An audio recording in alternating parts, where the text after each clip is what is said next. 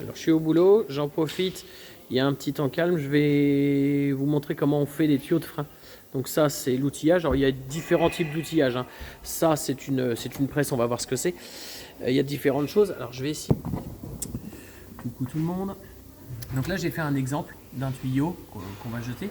Ça c'est les canalisations de frein. Alors il faut faire attention, des trucs comme ça, il y a plusieurs modèles. Il y a celui d'origine voiture moderne, et finalement pour l'Alpine j'ai dû en racheter d'autres parce qu'entre celui-là et celui-là, et ben c'est pas le même pas. Alors c'est pas la même pièce, je vais vous expliquer pourquoi, mais le pas de vis c'est pas le même. Donc avant de refaire tous ces tuyaux, vérifiez bien que ce que vous achetez ou ce que vous récupérez est compatible avec le reste de l'auto.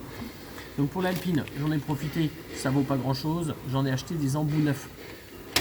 Alors, en termes d'embout de freinage, la plupart du temps sur les voitures modernes, ce sont des olives comme ça. C'est une voilà, et au fond du flexible, c'est conique, ça vient se visser. Sur l'Alpine, c'est différent, c'est en forme de trompette. Le cône, il est côté flexible et côté mètre cylindre et compagnie. Donc attention, au démontage, on vérifie est-ce qu'on doit faire une trompette, est-ce qu'on doit faire une olive. C'est pas pareil, c'est pas compatible. Et encore une fois, l'olive. Les modèles à olive ils se plaquent bien comme ça. Les modèles à trompette ils sont plus creux et la trompette rentre dedans. Donc attention, avant de faire quoi que ce soit, on vérifie l'outillage. Alors la plupart du temps, moi je récupère cela. Les canalisations de frein d'origine sur la plupart des voitures sont en acier thermolaqué. S'ils sont en bon état, on ne touche pas. Maintenant, si lors du démontage je les casse ou il s'est grippé, j'arrondis complètement la vis, j'en profite pour les refaire. Je ne peux pas les refaire en acier parce qu'en acier c'est trop dur, c'est vraiment un process industriel. Je vais les refaire en cuivre. Donc on achète des rouleaux comme ça. Ça c'est 5 mètres de cuivre, ça vaut dans les 35 euros. Et puis on va en fonction, donc là par exemple j'ai le tuyau d'origine qui était en cuivre, hein, qui est pas trop mal. Bon je vais en profiter pour mettre des neufs. Ça c'est le tuyau d'origine, donc je l'ai gardé, ce qui va me permettre de faire déjà une copie en termes de longueur. Je vais couper les mêmes longueurs. Faut pas que je fasse plus long, faut pas que je le fasse plus court, faut que je le fasse de la même longueur. Bon, à la limite, vaut mieux le faire un peu plus long et faire une boucle que de le faire trop court. Pour couper les tubes, j'utilise plutôt ça. Ça permet de faire une coupe qui est bien franche, tout le contraire de ça. C'est-à-dire que ça a été coupé à la pince coupante, bon bah galère, hein. Et ça, au contraire, ça a été coupé avec l'outil. Donc ça fait une coupe qui est bien franche, qui est bien perpendiculaire, et ça ne me fait pas des copeaux qui vont rentrer dedans.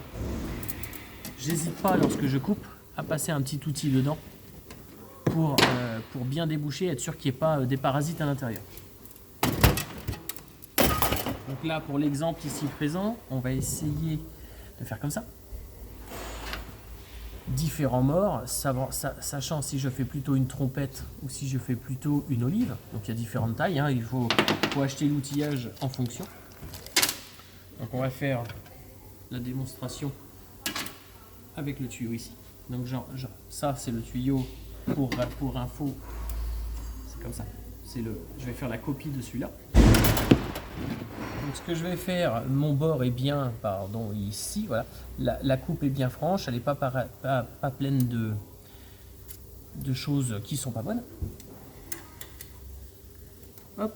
Alors dans un premier temps, je vais redresser le tuyau pour qu'il soit le plus droit possible. Hop, je vais vous montrer ce que je fais. Pour éviter qu'il soit déformé, je le mets plusieurs fois dans le mort dans différentes positions. Hop. Pardon, j'ai fait tomber. Ce qui fait que là, je suis droit. Je suis droit, voilà, ça va être comme ça.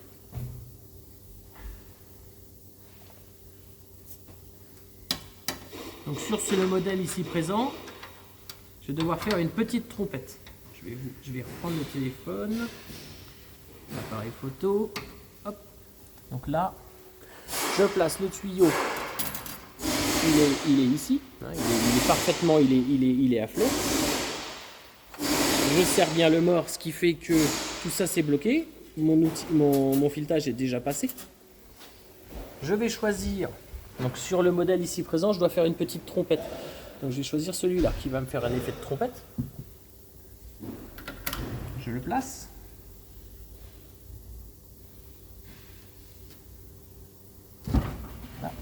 et je vais déformer. J'aime bien mettre un petit coup, un autre petit coup comme ça. Hop, vérification. Alors, je peux le rater, hein, si je le rate malheureusement, je recommence. Parfait. Donc là j'ai bien une espèce de petite trompette. Et ça va pile poil. Alors l'intérêt du cuivre, il a plusieurs intérêts. D'origine, je pense que le process industriel est fait comme ça va, c'est moins cher. Ils sont en acier thermolaqué et ils sont placés au tout départ. La caisse est nue, splash, il va en place. Maintenant, quand le truc il fait 3 fois le tour du train arrière plus du réservoir, c'est toujours assez galère. Donc le cuivre va me permettre, bougez pas, le cuivre va me permettre facilement de le déformer, de le cintrer sans le plier. Donc je peux le cintrer comme ça. Et éventuellement, je peux encore le tourner.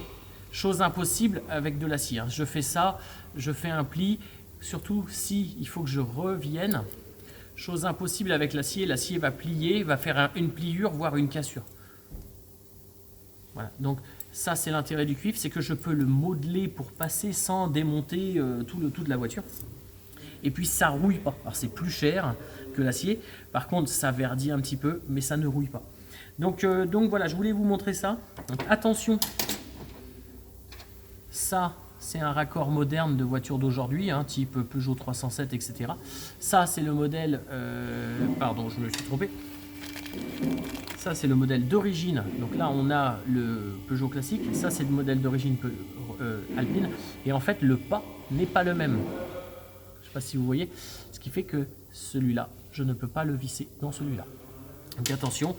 Il faut acheter, et ça c'est les nouveaux, ça vaut 1 € pièce, hein, c'est pas une dinguerie, et ça le pas est le même. Donc voilà, j'en profite, et plus qu'à faire le deuxième côté, voilà. Donc avec ça je suis au top, et donc je refais l'intégralité des tuyaux comme ça. Alors il existe hein, ces modèles là, mais pas que, hein. Il y a des modèles plus simples, des modèles manuels. Et donc voilà. Et ben bon courage pour ceux qui font. Ça vaut le coup d'investir un tout petit peu pour changer quand c'est nécessaire. À bientôt.